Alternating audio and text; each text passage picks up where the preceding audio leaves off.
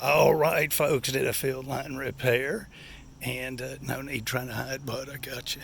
He's holding the lid so it doesn't kill us. All right, so put a new T, 4-inch T, on the tank. So what these people had old field lines that were put in 1972. Then they had a pool installed in 82, and they moved the field lines. Well, those newer field lines, the one put in 82, had stopped working for whatever reason. They stopped working. Not totally. They're still working. We're still attached to them. But we tapped into the old field lines, the old system that was working perfectly fine.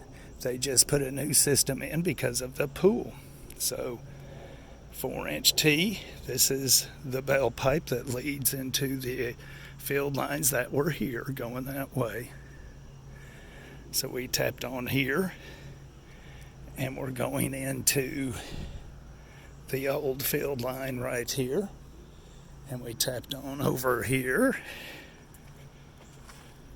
So the existing field lines, the ones that were put in 82, are going that way, and these are going this way. So we tapped into the old field line, so it should work awesome. They were having trouble with the newer field lines. We tapped into the old field lines, which were perfectly fine and dry as a bone. And that's it, folks. A muddy mess. So everything worked out perfect here. Anyway, that's it. Got a mess. Oh, what a mess. So these people were going to be charged $10,000 to install new field lines when they had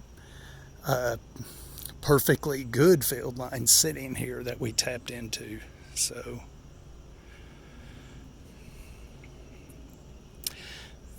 these are the newer field lines from 82 going straight into this way. They go way out back and curve around and go out this way into the front yard.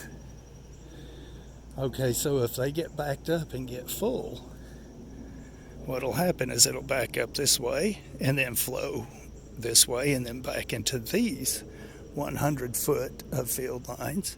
And if that gets full, it'll back up to here and flow into these field lines. After that, I'll be gone. If it backs up any further, I'll be in Florida on vacation. No, just kidding. Anyway, folks, that's it.